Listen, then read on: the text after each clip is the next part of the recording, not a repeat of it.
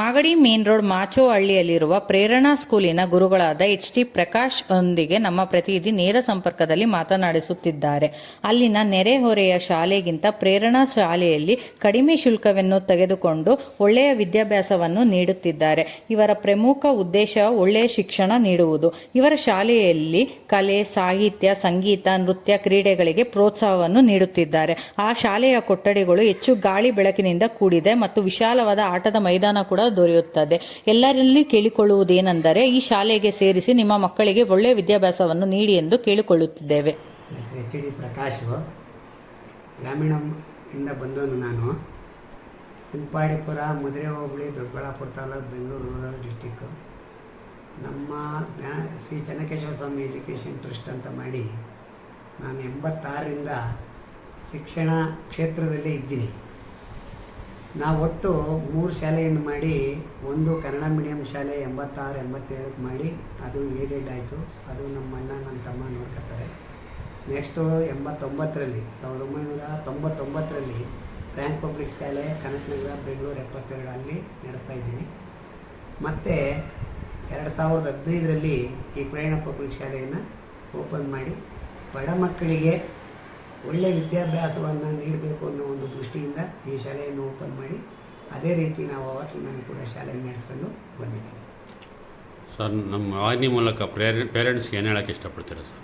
ಪೇರೆಂಟ್ಸ್ಗೆ, ಪೋಷಕರಲ್ಲಿ ವಿನಂತಿ, ನಮ್ಮ ಶಾಲೆ ನಾವು ದುಡ್ಡು ಮಾಡಬೇಕು ಅನ್ನೋ ಒಂದು ದೃಷ್ಟಿಯಿಂದ ಏನು ಶಾಲೆಯನ್ನು ಮಾಡಿಲ್ಲ.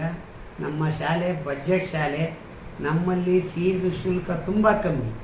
ಈ ನೆರೆಹೊರೆ ಯಾವುದೇ ಶಾಲೆ ಇರ್ಬೋದು, ಆ ಶಾಲೆಗಿನ್ನ ನಮ್ಮ ಶಾಲೆಯಲ್ಲಿ ಫೀಸು ತುಂಬ ಕಮ್ಮಿ ಇದೆ. ಬಡ ಮಕ್ಕಳಿಗೆ ನಾನು ಸಾಕಷ್ಟು ಬಡ ಮಕ್ಕಳಿಗೆ ಸಹಾಯವನ್ನು ಮಾಡಿ ಶಾಲೆಯನ್ನು ನಡೆಸ್ತಾ ಬಂದಿದ್ದೀನಿ. ಒಳ್ಳೆ ವಿದ್ಯೆಯನ್ನು ಕೊಡ್ತಾ, ಒಳ್ಳೆ ಶಿಕ್ಷಕ ವರ್ಗ ಇದೆ 2 ಶಾಲೆಯಲ್ಲೂ ಅಷ್ಟೇ. ಉತ್ತಮ ಪಾಠಗಳನ್ನು ಮಾಡ್ತಾ 100% ರಿಸಲ್ಟನ್ನು ಪಡ್ಕೊಂಡು ಒಳ್ಳೆ ಮಕ್ಕಳಿಗೆ ವಿದ್ಯಾಭ್ಯಾಸವನ್ನು ಕೊಡ್ತಾ ಬಂದಿದ್ದೀವಿ. ಈ ಒಂದು ಸದುಪಯೋಗವನ್ನು ಇಲ್ಲಿ ಇರ್ತಕ್ಕಂಥ ಎಲ್ಲ ಪೋಷಕರು ಪಡ್ಕೊಂಡು ಇಲ್ಲಿನ ಮಕ್ಕಳಿಗೆ ವಿದ್ಯಾರ್ಜನೆ ಕೊಡಬೇಕು ಮತ್ತು ನಾವು ಅದಕ್ಕೆ ಸಹಕಾರ ಮಾಡ್ತೀವಿ ಅಂತ ಹೇಳಕ್ಕೆ ಇಚ್ಛಪಡ್ತೀವಿ. ಇಲ್ಲಿ ಆಕ್ಟಿವಿಟೀಸ್ ಏನೇನಿದೆ ಸರ್ ನಿಮ್ಮ ಸ್ಕೂಲ್? ಇಲ್ಲಿ ನಮ್ಮ ಶಾಲೆಯಲ್ಲಿ ವಿದ್ಯಾರ್ಥಿಗಳಿಗೆ ನಾವು ಇಂಡಿವಿಜುವಲ್ ಅಟೆನ್ಷನ್ ತಗೊಂಡು ಪಾಠವನ್ನು ಮಾಡ್ತೀವಿ. ಮತ್ತು ಎಲ್ಲ ಟ್ರೈನ್ ಟೀಚರ್ಸ್ ಇದ್ದಾರೆ. ಶಾಲಾ ಕೊಠಡಿ ಆಗಿರ್ಬೋದು, ಆಟದ ಗ್ರೌಂಡ್ ಆಗಿರ್ಬೋದು, ಫೀಲ್ಡು, ಮತ್ತೊಂದು ಬಸ್ಸಿನ ಸೌಲಭ್ಯ ಎಲ್ಲ ಇದೆ. ಮತ್ತು ಇಲ್ಲಿ ಅಬ್ಯಾಕಸ್ ಇದೆ, ಕರಾಟೆ ಇದೆ, ಯೋಗ ಇದೆ, ಡ್ಯಾನ್ಸ್ ಇದೆ.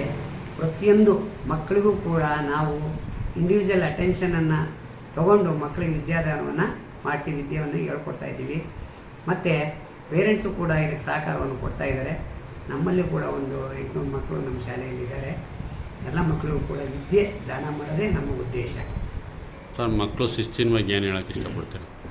ಮಕ್ಕಳು ಭಾಳ ಶಿಸ್ತಿನಿಂದ ಇಲ್ಲಿದ್ದಾರೆ. ನಮ್ಮ ಟೀಚರ್ಸು ಒಳ್ಳೆ ಶಿಸ್ತಿನವಾಗಿ ಒಂದು ವಿದ್ಯಾಭ್ಯಾಸವನ್ನು ಕೊಡ್ತಾ ಮಕ್ಕಳು ಭಾಳ ಶಿಸ್ತಿನಿಂದ ಯಾವುದೇ ಬೇರೆ ಕಡೆ ಗಮನ ಹರಿಸ್ತೆ, ಓದಿನ ಕಡೆ ಹೆಚ್ಚಿಗೆ ಗಮನ ಹರಿಸ್ಕೊಂಡು ಆಟ ಪಾಠಗಳಲ್ಲಿ ಹೆಚ್ಚಿನ ಆಸಕ್ತಿ ವಹಿಸಿ, ಮತ್ತು ನಮ್ಮ ಶಾಲೆ ಎಲ್ಲ ಒಂದು ಸ್ಪೋರ್ಟ್ಸಲ್ಲಿ ಆಗಿರ್ಬೋದು, ಪ್ರತಿಭಾ ಕಾರಂಜಿಯಲ್ಲಿ ಆಗಿರ್ಬೋದು, ಎಲ್ಲದರಲ್ಲೂ ಕೂಡ ನಮ್ಮ ಮಕ್ಕಳು ಮುಂಚೂಣಿಯಲ್ಲಿದ್ದಾರೆ. ಅದಕ್ಕೆ ನಮ್ಮ ಇಲಾಖೆಯಿಂದನೂ ಕೂಡ ನಮ್ಮ ಶಾಲೆಗೆ ಒಳ್ಳೆಯ ಹೆಸರಿದೆ. ಈ ರೀತಿ ನಮ್ಮ ಶಾಲೆ ಮುಂದುವರ್ಕೊಂಡ್ಬರ್ತಾ ಇದೆ.